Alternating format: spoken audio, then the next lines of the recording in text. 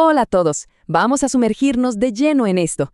Iniciamos esta guía, donde hoy vamos a desmitificar por completo el régimen tributario RIMP Emprendedor de Ecuador.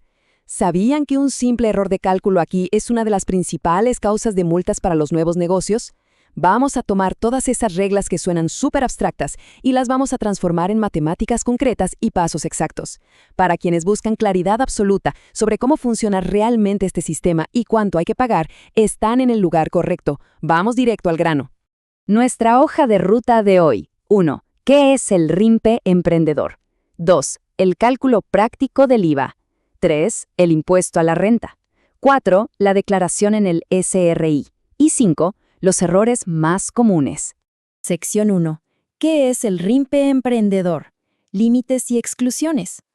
El RIMP Emprendedor es un régimen diseñado tanto para personas naturales como para sociedades. Pero el filtro clave, literalmente, está en los números. Hablamos de ingresos brutos anuales que superan los $20,000 y llegan hasta un tope de $300,000. ¿Y cuál es el punto de referencia para esto? Bueno, siempre se toma como base el año anterior. Si las ventas brutas del año pasado cayeron exactamente en ese rango, entonces este es el régimen que corresponde. Pero ojo aquí, los números no son el único filtro. Incluso si todo encaja perfectamente en los montos, el Servicio de Rentas Internas excluye ciertas actividades por defecto. Si el trabajo implica servicios profesionales como médicos o abogados, o si el negocio está en la construcción, el transporte, el sector financiero o el alquiler de inmuebles, el RIMP no aplica para nada. O sea, si se dedican a la arquitectura, tendrán que usar otra vía fiscal por muy emprendedores que sean. Sección 2. Vamos a los números. El cálculo práctico del IVA. Ventas versus compras. Seguramente se preguntarán cómo funciona realmente el impuesto al valor agregado aquí. Existe una confusión enorme sobre este tema.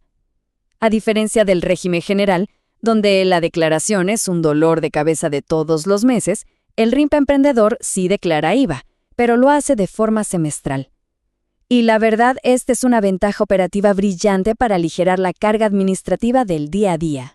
Básicamente, solo hay dos momentos críticos en el año para el IVA. El primer semestre, que abarca de enero a junio, se declara en el mes de julio, y el segundo semestre, que va de julio a diciembre, se declara en enero del año siguiente. Un detallito importantísimo. La fecha máxima de pago dentro de esos meses siempre va a depender del 9º dígito del RUC del contribuyente.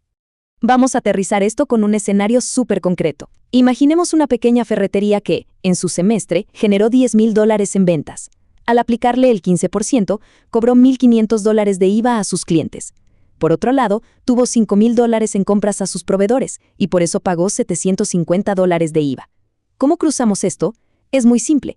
Al IVA de las ventas, le restamos el IVA de las compras, que actúa como crédito tributario.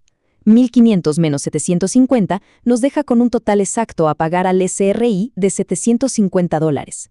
Sección 3. El impuesto a la renta y el uso de la tabla progresiva. Aquí es donde el juego cambia por completo respecto a otros regímenes. En el RIMP Emprendedor, olvídense de deducir los clásicos gastos personales o los gastos operativos del negocio. Lo que se utiliza es una tabla progresiva única. Dependiendo del bloque en el que caigan esos ingresos anuales, hay un impuesto de fracción básica que ya es fijo y luego un porcentaje marginal que se aplica únicamente sobre lo que excede la base de ese rango. Es literalmente un sistema escalonado. Para entender esto a la perfección, vamos a configurar un caso específico. Imaginemos un contribuyente que ha logrado $80,000 en ingresos brutos anuales.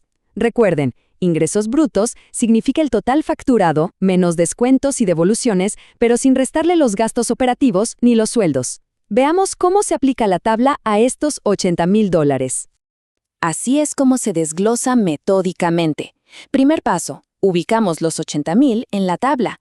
Esto cae justo en el rango de $75,000 a $100,000, lo cual nos da un impuesto de fracción básica ya fijado de $672,50.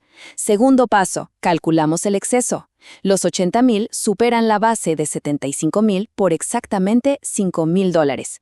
Tercer paso, aplicamos el porcentaje marginal de ese rango, que es el 1.5% a esos $5,000 de exceso.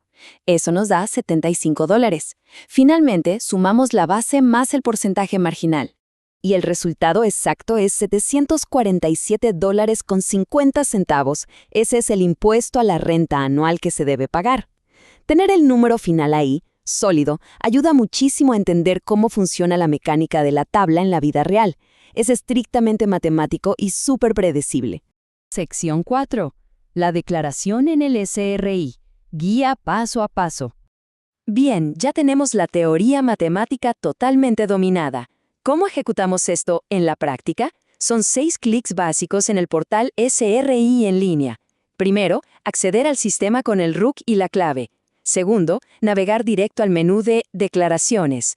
Tercero, y este es el punto vital, elegir el formulario correcto. Para la declaración semestral del IVA, se utiliza el formulario 303. Para el impuesto a la renta anual, es el formulario 102A. Cuarto, llenar los datos de ventas y compras. Quinto, dejar que el sistema genere el comprobante. Y sexto, simplemente proceder al pago por su banco de preferencia, un proceso 100% digital. Sección 5. Errores comunes y multas. Mitos versus realidad. Tomen esto como un control de seguridad indispensable. El primer gran error es un mito clásico que se escucha todo el tiempo. Este semestre no tuve ventas, así que simplemente no declaro. Totalmente falso.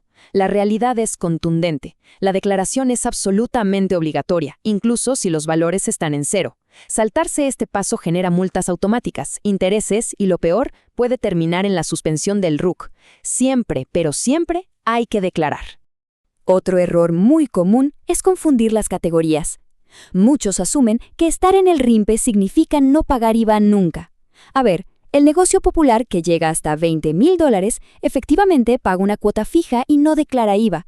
Pero el régimen del que estamos hablando hoy, el RIMPE emprendedor, sí declara IVA de forma semestral y sí usa la tabla progresiva para la renta. Son dos mundos financieros con reglas completamente distintas y no se pueden mezclar.